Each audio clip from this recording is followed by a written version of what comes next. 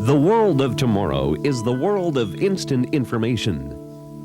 The power of tomorrow is the power of telecommunications. The power to burst the bounds of geography and put the world at our fingertips. The power to use exciting new tools to progress and be competitive in today's global economy. The power of interactive teaching to deliver distance education services easily and inexpensively to remote and sparsely populated areas.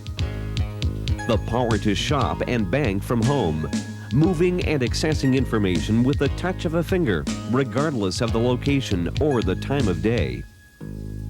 Newfoundland Telephone's fiber optic network, the last splice in the national fiber optic network, gives Newfoundlanders this power today. A beam of light now forms a powerful electronic information highway linking Newfoundlanders with North America and the world. Fiber optics uses high-speed streams of laser-generated light pulses to carry voice, data, and video communications through a thin glass strand no thicker than a human hair. Photodiodes no bigger than a grain of salt reconvert the light pulses to electronic signals that can be processed by switching equipment and receiving apparatus such as telephones and computer terminals. One pair of these hair-thin fibers can carry the equivalent of 32,256 voice conversations with incredible clarity and accuracy at a rate of 2.48 billion bits of information per second. That's fast enough to move the entire contents of an encyclopedia from St. John's to Vancouver in 5 seconds or less. Recognizing that such a modern high-speed fiber optics network would play an integral role in Canada's future, Newfoundland Telephone and its Stenter partners undertook to develop the longest terrestrial fiber optic network in the world, stretching over 8,000 kilometers from Newfoundland to British Columbia and costing $750 million. In 1990, after crossing mountains, rivers, prairie, and the bedrock of the Canadian Shield, the new network reached Nova Scotia. The final leg of its journey, the connection to Newfoundland, presented its own special challenges. The waters of the Cabot Strait and some of the most rugged terrain in the Canadian system. In the spring of 1991, Vince Withers, Newfoundland Telephone's chairman, president, and chief executive officer, met with government, business, and community leaders in Corner Brook. There he announced that the company would meet these challenges and beam the province into the 21st century.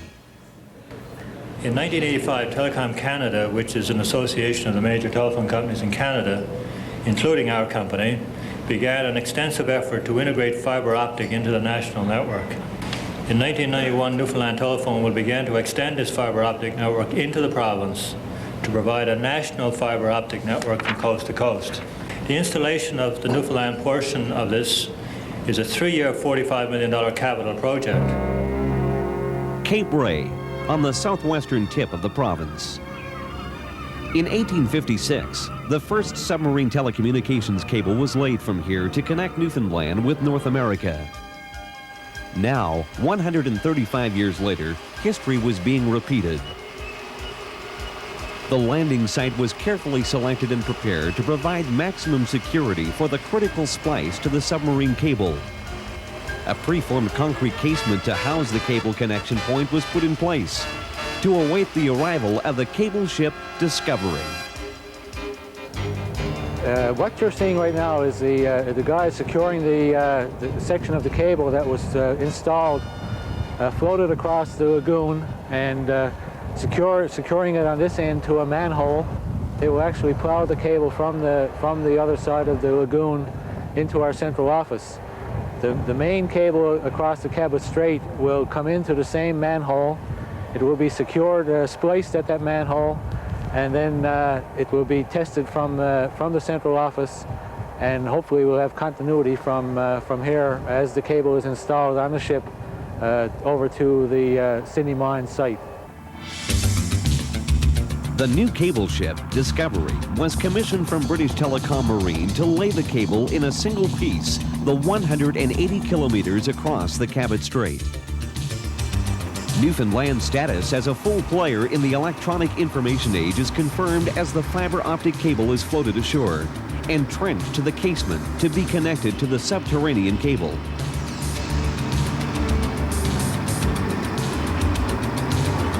With the Newfoundland connection secure, the Discovery begins its journey across the Cabot Strait.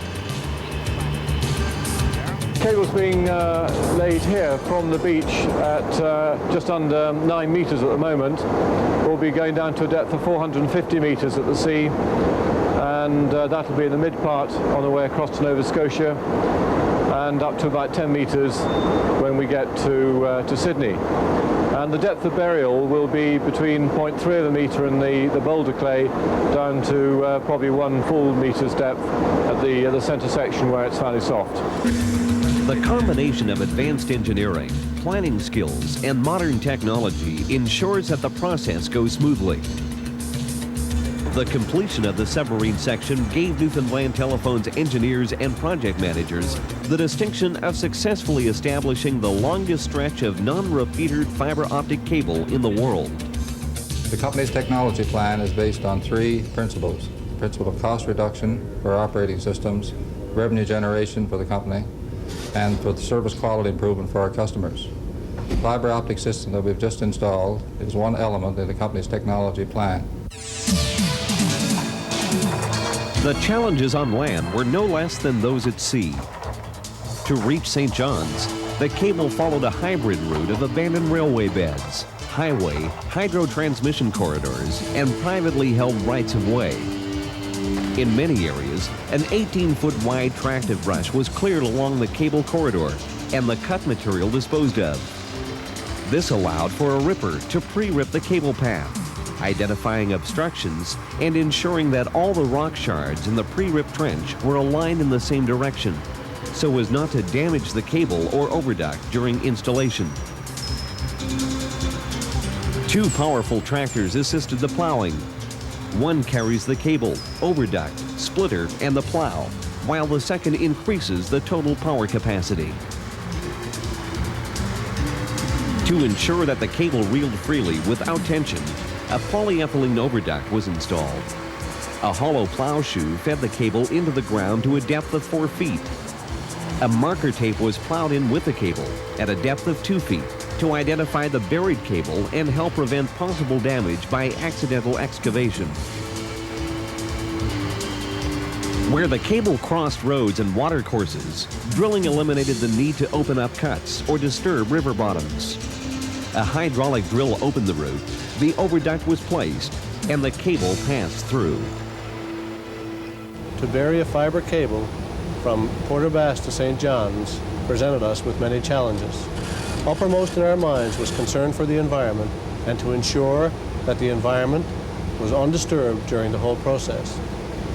When this project is finally finished, it will mean that Newfoundland will have a fiber link with mainland Canada and that the fiber system will stretch from Vancouver to St. John's. Our system will be supported by an existing digital radio system, and this will ensure that all of our customers have the security of full diversity in their telecommunications needs. Each river crossing was unique and often required innovative solutions to maintain the integrity of the installation and keep the project on schedule during a short construction season. At Southwest River, west of Clarenville, the orange overduct that encases the cable has been passed through under the river. To avoid extra splices, a full 7 kilometers of cable is wound off a massive reel and coiled on the ground. With the cable wound off, the crew pushes it through the conduit. After a few hours and more than a few tense moments, the crossing is complete. The cable is pulled up the sloping riverbank to a waiting tractor and wound back on the reel to be pulled under the river. Meanwhile, just a few kilometers away, the crew faces another challenge: the banks of Northwest River. The river banks are high. To facilitate drilling under the river falls, earth has to be removed to a depth of 55 feet to reach the drilling level. On one side, pumps ran at maximum capacity to keep the hole from filling with water. On the other bank, the water problem is compounded by rock. Newfoundlanders rely heavily on telecommunications. Now, the harnessed power of light will provide access to advanced telecommunication services for both business and residential customers. Some of the services that come to mind in the residential market would be the ability to shop from your home, to take courses from your home, to do your banking from your home. Some of the services that business customers would find valuable would be the ability to do interactive video conferencing, to carry out a business meeting, to be able to send large amounts of data between point to point. In 1994, Newfoundland Telephone will proudly celebrate 75 years of providing the telecommunication services which encouraged and supported the growth of Newfoundland. On the eve of this anniversary, Newfoundland Telephone is lighting the province's way into the future by providing the telecommunication solutions of tomorrow, today. We're very excited by this project. Telecommunications technologies, especially fiber optics, are key to future economic development in the province.